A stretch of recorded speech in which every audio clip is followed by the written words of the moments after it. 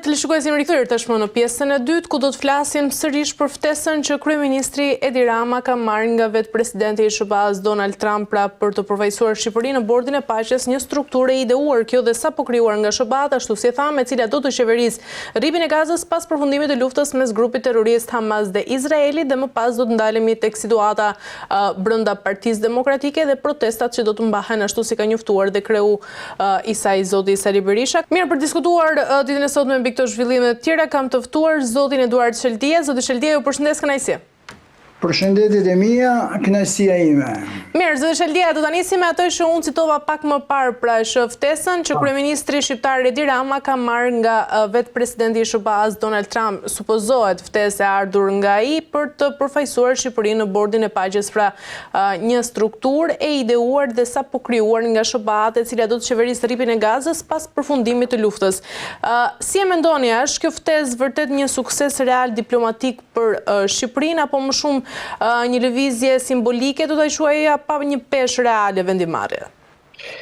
Jo, unë them kjo është vetëm një ftesë që nuk di, është thik me shumë presa.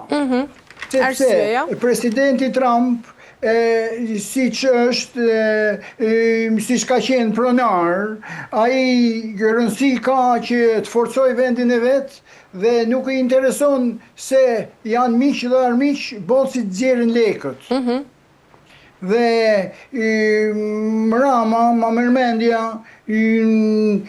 sikur të bëj këtë gafë, do t'jetë gafa më e madhe e shekut dhe t'zjeli $1 miliard.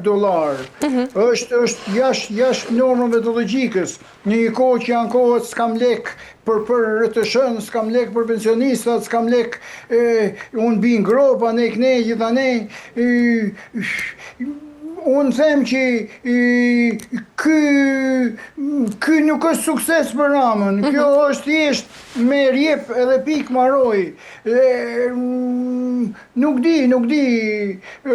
Është jashtë normave të logjikës që Rama të nxjerrë $1 miliard në një kohë që ka popullin më të vuajtur në botë. Është jashtë normave të logjikës. Nuk e quj suksesun. A mendoni, zoti Sheldia, se Shqipëria rrezikon të përfshihet politikisht në një konflikt të ndjeshëm siç është ai i Gazës, por pa pasur këtu as kapacitet, por dhe as ndikim real në terren? Po, shumë e drejtë, ne jemi trok, jemi nga të gjitha anët. Është gafa më e madhe, sikur Rama të marri këtë vendim, duke nxjerrë lekët 1 dhe duke aprovu 2.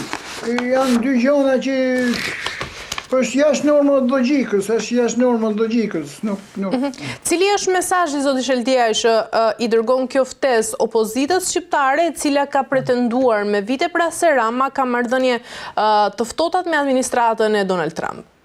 Po. Ajo është e sigurt që Rama ka marrëdhënie të ftohta, po siç e thash përpara, se Rama e ka shah presidentin Trump, çfarë s'ka thonë për të. Plus, ai Las Civita që ishte këtu, ai e pa dhe ndigjoi dhe e njofti Ramën shumë mirë, dhe ai e ka thonë Trumpit çfarë ka pas mundësi me ja thonë. Por Trumpi thotë, ai po pruni $1 miliardin, puna është në rregull. Leku bën luftat, leku është në Amerikë çdo gjë blihet. Edhe sot, kudo, edhe në Shqipëri, kudo, me lek blehet drejtësia, me lek shpëtohet burgut, me leku është gjë e keqe, leku është tmerr, është lemëri. A shihet ose a ekziston rreziku, zoti Sheldia, që Shqipëria të shihet ndoshta si një vend që rreshtohet pa kushte me politikat personale të Donald Trump dhe jo me linja tradicionale të diplomacisë perëndimore? Të shti, edhe Rama më falë si Trumpi. Të shti, edhe Rama ka qef me hangër nga dy krahët. Në një kohë që Europa është kundër Trumpit për Grenlandën e këtë, këtë është do më bëhë mik me Trumpin duke i shu $1 miliard lek. kjo janë ca gjona që nuk e di, anormalitet, nuk di si t'jave emrin. Ndërkaq, zoti Sheldia, nëse struktura e bordit do të mbetet e paqartë, a është Shqipëria aq e mençur ta angazhohet dhe pa e ditur saktësisht përgjegjësinë dhe pasojat afatgjate që mund të ketë kjo? Edhe opozita është në hall për vetëm, të shi janë në shi. Edhe opozita ku t'ja prishe, ku t'ja ndreq. Edhe opozita thotë, sigur të dalë kundra Trumpit, unë e di që të vi për shtet, nuk du të bëhem si Rama, që na doli kundra dhe të shti po bëhet mik. Edhe opozita është në problem, në hall, janë ca gjona, është ndërliku puna shumë keq. Zoti Sheldia, sa i përket situatës brenda Partisë Demokratike, si e shihni ju, a ka vërtet nevojë për riformatim brenda asaj partie? Unë them që ka nevoj me pastru shpinë, se në Partitë Demokratike janë fut më falë klyshte bashës, dhe ato indirekt veprojnë, se unë habitem, unë mrekullohem, unë kam bo muhabetet mrenshme dhe kanë qenë dakord që me shku drejt Surrelit, vetëm ajo punë e shpëton.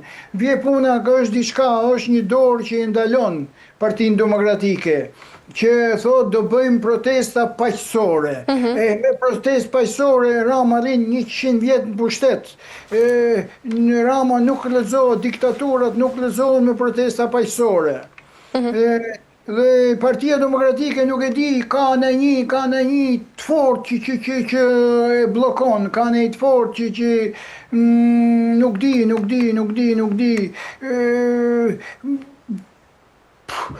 Nuk di se t'jave emrin. Cila është kauza, zotë Sheldia, e Partisë Demokratike për të protestuar, dhe mendoni se protestat e fundit që ka bërë opozita nuk është se kanë pasur aq pjesëmarrje të madhe siç ka pas organizuar dikur Partia Demokratike protestat në vendin tonë, dhe mendoni se duhet të ketë më shumë organizim dhe kaos në këto protesta? Shumë e drejtë është, por është problemi këtu që Partia Demokratike kanë ik 1 milion e sa shqiptar. Nër këta 1 milion e sa mund t'jenë 700.000 mund t'jenë demokrat. Tepër shumë ka Partia Demokratike në krahasim me çfarë i kanë hik. Kur ishin e musht e sheshin, edhe të shtike për të pa, dhe me 24, nese pas nese sheshi do të mushet. Por mu nuk më pëlqeu kjo fjallë do ta bëjmë paqësore. Ku ka demonstrat paqësore, demonstrat paqësore, Rama rin 100 vjet në pushtet. Cila është thirrja juaj, zotë Sheldia, për opozitën? Thirrja ime për opozitën është që nuk kanë faj kryeministria, s'ka faj asnjë, faj ka Edi Rama. Opozita duhet ta çojë popullin drejt Sarajeve Surrelit, ose ta lajmëroj përpara, di thoj, ore, unë do të vi dhe do të shkatlloj Sarajet, të shi, o lësho pushtetin, o unë erdha. Ai që ose thot, jo, shan kok, ore, popull është forcë e madhe, sikur ai sheshi do mushet, të marri rrugën drejt Surrelit, nuk ka polici, s'ka makinë uji, s'ka gaz që i ndalon popullin. Ore, sultani madhërishëm e kishte frikë popullin, kur shkojshin me hujnë dorë edhe zgjidhte problemet. E shkojshin ke Sarajet e tia. Kështu që vetëm duke shku drejt Sarajeve, ajo punë do të bëhet. Unë po them edhe një të mrenshme. Unë kam shku, kam taku zotin Sali Berisha. Edhe i thash që me shku ke Sarajet e Surrelit. I thash merrni 100.000 vete, jo dhe s'ka nevoj 100.000 vete, po e kalzoj sekret mrenshëm, s'ka rëndësi mu, 10.000 vete tham duhen. Por është një dorë që ndalon, nuk e di se ku është ajo dora që fort që ndalon Sali Berishën që me e qu drejt Sarajeve edhe që i thot me bo protesta paqësore. Në një kohë ka rrit kulmi, nuk ka mo qatë presi Partia Demokratike se shpresojmë ke kjo, se po ashtu pra ne s'po bëjmë rrumuj. Të shti i kam la durët, duhet patjetër protesta, me shku ati shkurt atje, me rrafshu Sarajit dhe Sudetit. Mendoni se ka edhe një përplasje brenda Partisë Demokratike, zoti Sheldia, për cilat edhe vetë opozita nuk bie dakord? Po, 100% do t'jetë grupi bashës, mund t'jenë ato armiqë të mrenshëm që Sali Berisha tha, ne do të pastrojmë shpinë, por faktikisht nuk pastrojnë shtëpi. Nuk e di çfarë bllokon Sali Berishën, nuk e di. Unë dikur pata shkruaj edhe flamur nokës, kur ishte Sali Berisha i thash ore qa bëhet kur ishte i mëdh mrena. Shkojni ke Sarajit, në qoftë se s'do lirohet, do t'i shkojmë ke Sarajit. Do të them që edhe Flamur Noka ishte dakord, edhe Sali Berisha dakord për me shku ke Sarajit, dhe për konkluzioni është jo, thot protesta paqësore dhe as nuk e përmend atë punë. Vetëm qoftë se bëjnë një sensacion me 22 që zoti e boft mirë. Kur një lider opozitar zoti Sheldia flet për shkatrimin e votës të lirë për akuzat tjera ndaj zonjës Balluku, ndaj Akshit, pra skandalet që kanë ndodhur së fundmi në Shqipëri, çfarë duhet të ndodh konkretisht pra që kjo kaos të ketë vërtet një peshë institucionale dhe jo të ketë vetëm akuza politike? Ore, kjo Rama, Belinda, janë një. Në qoftë se donë me shku në Belinda në burg, Rama knaqet. Në qoftë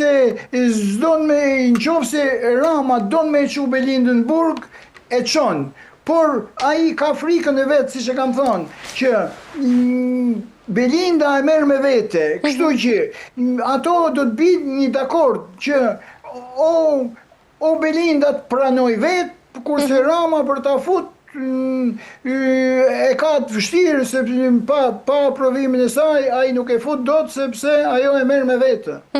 Por ideja është këtu, zoti Sheldia, që a mundet fitohet pushteti pra nga ana e Partisë Demokratike, po flas vetëm me denoncimet dhe akuzat që bën zoti Berisha apo edhe Selia e Partisë Demokratike, apo vërtet opozita ka nevojë urgjente për një projekt të qartë qeverisës në veta? Shumë e drejtë, nuk rrëzohet Rama, nuk fitohet pushteti me paqësore. Edhe Berisha unë habitem këtë, sikur Berisha t'ishte një 4 vjet më i ri, do t'a besoja që Berisha po ja lejon Ramës edhe këto 4 vjet, se mas 4 vjet është vijon. Por Berisha mas 4 vjet është, unë habitem, nuk Berisha ka nevojë urgjente që me qeverist vetë këtë pak të një 4 vjeç. Qysh tani? Kurse jo me prit që kur të marrojnë Rama mas 3 vjetësh tjera që i bjen, supozoje me qeverist Berisha, as nuk mendohet. Kështu që i konkluzioni është Berisha nuk ka kohë për të prit. Unë nuk e kuptoj çfarë pret, që pse, ore, unë t'isha në vend Berishës, 80 e sa vjeç, unë të shti jeta ime mund tjetë edhe 4 vjetë, 5 vjetë, diçka tjera, sa mund tjetë, se Zoti e di atë punë. Por është një dorë që e frenon, Dhe kush është kjo dorë, unë nuk e di. Kë fajsoni ju, zoti Sheldia, për gjithë situatën dhe ngërçin që ndodh brenda Partisë Demokratike? Vallai, unë fajsoj atë Gazbardhin, unë atë nuk i kam besë ati, ai më duket si hizër, unë atë fajsoj. Se unë kam pa që Noka është besnik, se këto janë me fjallë, kurse tjerët nuk llogaritën. Më të fuqishmit janë Sali Berisha, Noka, Bardhi, Noka, këto janë. A duhet të ketë një tjetër lider në Partinë Demokratike? Lider tjetër, unë shof, vetëm me Flamur Noka ta marri, se tjetër lider nuk ka. A di si është problemi është këtu, që kush do lider tjetër që të vehet, Rama ja gjen me nanën, me babën, me vllajën, me motrën, me tezën, me havën, e korrupton, e trem, e shantazhon, e bën, kurse këto, Flamurnoka, ka kazu deri tashti që nuk Rama nuk ka mundësi me shantazhu me fjalë. Atëherë, cili duhet jetë skenari, zoti Sheldia, që duhet të ndjek Partia Demokratike për të heshur qafe, po i shuaj këtë ngërç politik që ndodh brenda kësaj selie? Po, unë mendoj thjesht rëndësi ka që po urxhu Rama çdo gjë shko për smari. Pikërisht kjo është arsyeja se si duhet të rrëzohet Rama. Sa më i but Sali Berisha, aq më shumë i çoj turën armiqt, aq më shumë forcohet Rama, nuk e di, o zbut Partia Demokratike, o zbut Sali Berisha, shkaku arsyeja unë nuk e di ku është. Pse, zoti Sheldia, pse zoti Berisha e pranon lodhjen dhe dëshpërimin e demokratëve pas 13 vitesh dhe mendoni se kjo është një përpjekje ndoshta për të rimarrë edhe kontrollin moral mbi të gjithë bazën? Unë nuk e di, për Sali Berishën unë jam besnik deri në vdekje. Ai njeri, ai po punon 24 su 24. Ai është njeri babaxhan, ai është njeri që i bashkon, që i ka autoritetin, i ka të gjitha, por nuk e di pse kur u zbut. Ai qysh ditën që humbi zgjedhjet, unë shkova dhe takova. Dhe ai ishte në konkluzion që me u turke Sarajit e Surrelit. Se që në të lunë mrapa, unë nuk e di. E qartë, ndërkaq zoti Sheldia, nëse opozita do të humbas sërish zgjedhjet, po flas, a do të konsiderohet kjo si një retorik, ndoshta si një paralajmërim i injoruar apo edhe përpjekje politike e leadershipit? Po jo më unë them këtë, që është anormale që me prit zgjedhjet e ardhshme. Unë shpresoj që të rrëzohet, të bëhet që të vetë qeveri teknike dhe të bëhen votime një orë më parë. Dhe në qoftë se edhe me qeveri teknike një orë më parë dhe nuk fitohen zgjedhjet, atëherë ka marru Partia Demokratike, ka marru ai popull, çfarë them unë ty, është merr, është njëmeri.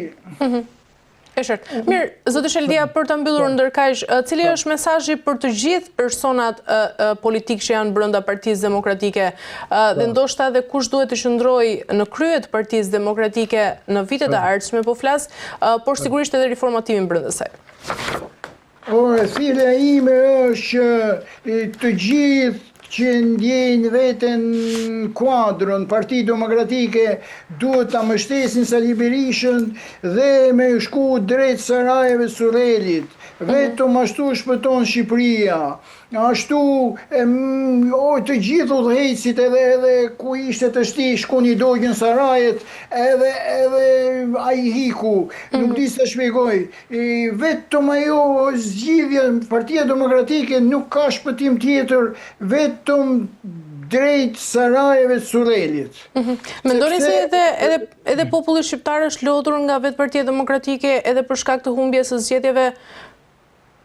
Po jo, unë them populli shkret është, populli kërkon, po sikur t'i thojnë populli shkojnë unë vej bast, sikur t'i thojnë popullit nisemi drejt Sarajeve Surrelit, unë them minimalja, gjysma 3 qerekët shkojnë.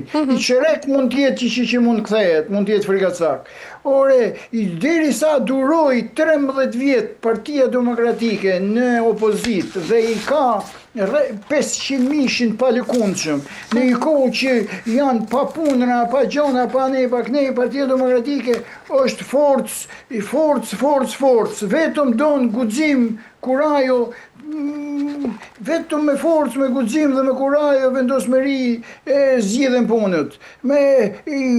Është vërtet që Partia Demokratike është Parti Demokratike, nuk bën dhunë, nuk ashtu, nuk shu. Por, ore duhet demokraci masive, në qoftë se secë, atëherë duhet të dhuna.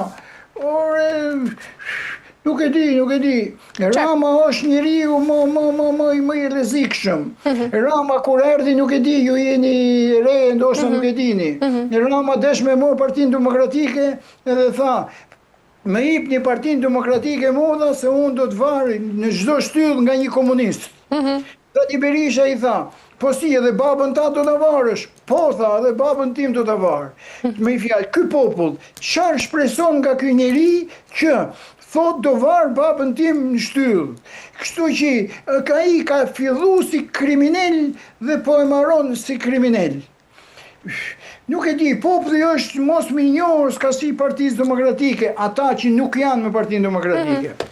Partia Demokratike në 90-ën, në ato vite, ishin rrogat, ju jeni prapë, jeni vajzë re, ishin rrogat 4.000 lekë rroga më e vogël dhe 8.000 lekë rroga më e madhe. Këja boni, në 4.000 lekë në boni 80.000 lekë rroga minimale dhe 8.000 lekëshin e boni 100.000 lekë më të madhin. I me fjallë i ka shtu 20% rroga pensione pa qek barë, se u tha ja qeku barë, bu do dhisha në kënej. Qa ka bo Partia Demokratike në atë vend, nuk ka bo as me në verë krimineli, as ky me 12 vjetë pushtet. Pra ne unë popullin e quaj mos mirë njohës, ata që nuk janë me Partinë Demokratike. E qartë. Mirë, zoti Çeltia, kemi arritur në fund, ju falenderoj për gjitha informacionet. Shumë faleminderit. Faleminderit, kënaqësi. Na fal për këtë, po unë nuk jam shumë praktik me kompjuter. Jo, pa problem, jemi shumë në rregull, ju falenderoj shumë. Ju uroj shëndet. Kaloni mirë gjithë mirat. E Zoti ju bekoftë. Faleminderit shumë. Mirë, të nderuar televizionistët, kemi arritur në fund të këtij emisioni të sotëm, bashkë do të shihemi sërish nesër, deri atëherë mirupafshim.